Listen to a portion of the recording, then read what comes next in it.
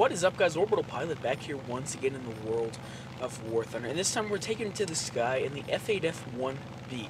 This is a tier 4 not premium. This is a tier 4 prop. Yeah, that's right. In the American tech tree. So before we get started, let's kind of breeze over the history of the f8f. Now, the f8f is kind of known to be one of the most hated planes because of what it used to do in realistic and arcade, and it was just kind of known to be a seal clubber. But that was quite a long time ago. It's been nerfed. It's been nerfed actually a lot. So you have to fly it a lot differently. So in this game, I'm going to show. Most likely, I'm gonna go on record here and say this was the best American/British team I have ever been in. In fact, it's one of the main reasons why I'm uploading this video, just to show what a well-coordinated team with American and British planes can do. And it is absolutely traumatizing to the Russians. And most people think the Russians are OP and, you know, they're gonna win every time, but it just shows how bad they can be beat by a good American and British team. So my first error in this game was I dove down from 5,000 meters to actually protect one of my teammates. Now, I did succeed, but the problem is now the whole Russian team is above me.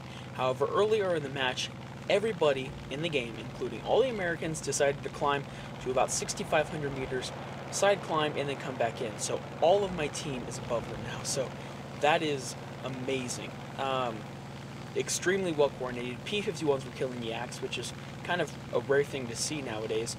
But I mean, let's get on with the f8f. That's why you're watching this. So the f8f engine does overheat extremely badly once you have got that timer.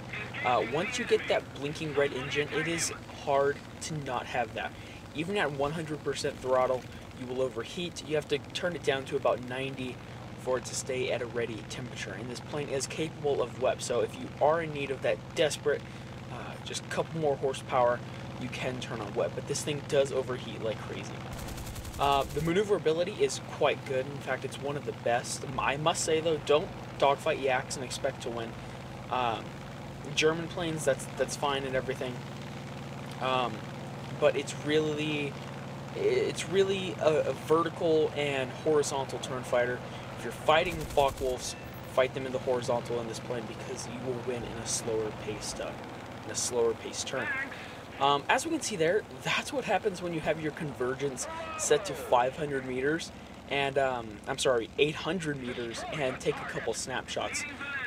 Let's get on with the guns, which you just saw. These are one of the most dangerous weapons in the game. The f8f-1B cannons are just absolutely insanely powerful. Sure, are they shotgunny? Absolutely. Are they accurate? Not really. But it's weird because it kind of works to your advantage.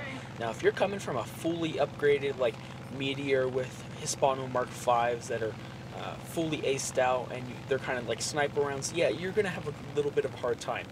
But this plane allows for a lot of error in the pilot area. As we can see there, my reticle wasn't even on target. It really wasn't even near target. But because of my 800 meter gun convergence and because of the shotgun spray, I somehow got him. That was probably only 1 or 2 bullets. Like I said, these guns are absolutely stunningly amazing. In fact, other than fully upgraded Mark V Hispanos, these are probably my favorite guns in the game. Now, of course, I haven't tried out the Warthunder guns, so I can't say for sure. But in a prop, these are probably my favorite guns, and you do get 826 rounds, which is just incredible. Now they do overheat quite bad, and when I say overheat, I do mean you will jam the guns if you hold it longer than 4 or 5 seconds. Maybe even 3 if they're not fully upgraded. But, I mean, you don't really need that much. All you need is 1 or 2 rounds like you saw to absolutely rip a plane in half. So, let's talk about engine performance. Engine performance in this plane is amazing. Its acceleration is great. You do have a slower top speed than something like the D13 or the D12. Even at sea level, you're going to have a slower top speed. However, you do have maneuverability, and you do have engine acceleration. The only plane that I put ahead of this in engine performance at all around is probably the Griffon Spitfires. I mean, those planes are just, they accelerate ridiculously fast, they have a high top end speed. It's a great engine. But I mean, so is this. It has a very, very, very fast acceleration. It performs well in a climb. And please keep in mind, this plane is about a quarter of the way upgraded. So what you're seeing here isn't even full performance. Now, sure, you can see, oh, he barely got 1,000 meters in that. Yeah, I was wasting a lot of energy. Not to mention, I am slowly turning down the throttle to about 70 to 60% just to cool the engine down. If I was going to say there was one problem with this plane, it would be that. So let's get to the overall opinion, at least for me, of the Bearcat. Now, the Bearcat is no longer a seal clubber. I mean, yes and no. If you fly it correctly, and the other enemy is completely stupid, it's going to seem like that. Do not underestimate this plane. Do not go toe-to-toe with this plane in a turn fight if you're in a German plane. I mean, this plane will easily beat you, especially with its guns.